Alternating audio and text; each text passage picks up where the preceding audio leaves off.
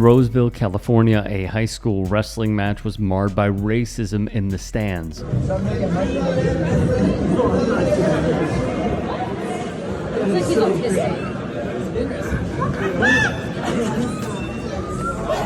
out with the racist shit.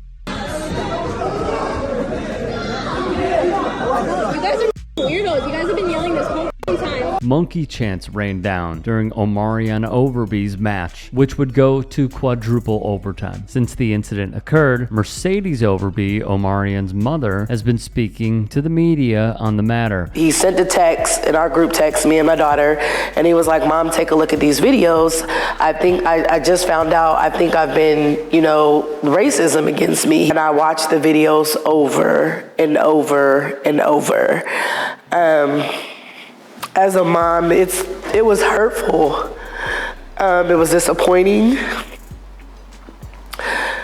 And I was outraged. It's 2024. I know, racism still exists everywhere. But my son, who is a varsity football player, a varsity wrestler, an honor roll student, completely out the way, doesn't bother anybody. He's one of the sweetest, most humble kid that anybody would probably ever come across and meet. And I just kept saying to myself, why him?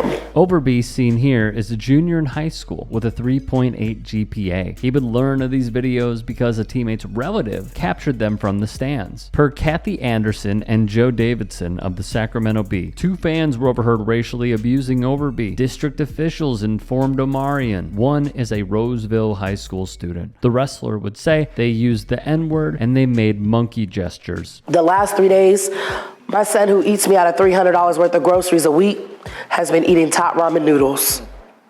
Normally, he eats steak, rice, and chicken every night because he meals preps. He normally eats a whole sleeve of rice cakes a day. My son has not been eating. My son has not been playing his video game. So as a mother, I'm hurting. My son is hurting.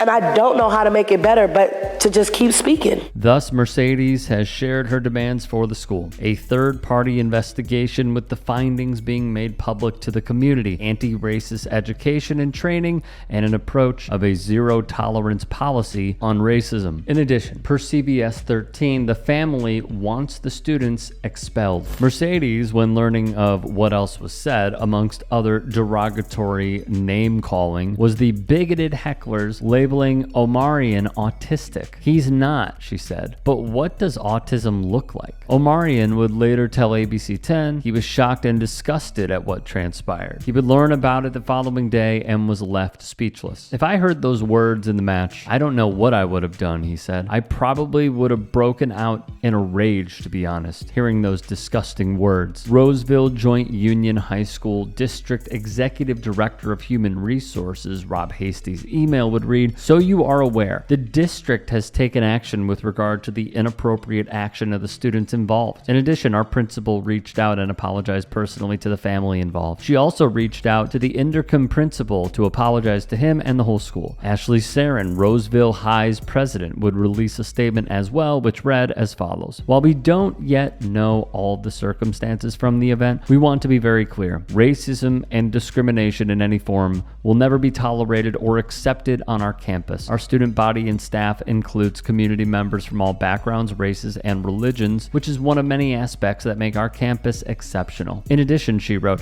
"as we investigate what transpired that evening, we wish to express a sincere apology for any and all offensive comments. Our commitment is to educate ourselves, our students, and the community, emphasizing that racism has no place at our school, in our homes, at our workplace, or anywhere else. Simply put, we must do better, and we will." Researchers at the University of California spoke on the impact that this could have. Sociology professor Robert Ferris said, "There is acute humiliation and trauma experienced by the target of slurs, and that's likely to be especially intense when it occurs in the context of a public event like this, where there are a lot of witnesses. Then, of course, now everything is recorded on the phone, so the number of witnesses to this is potentially fairly close to infinite."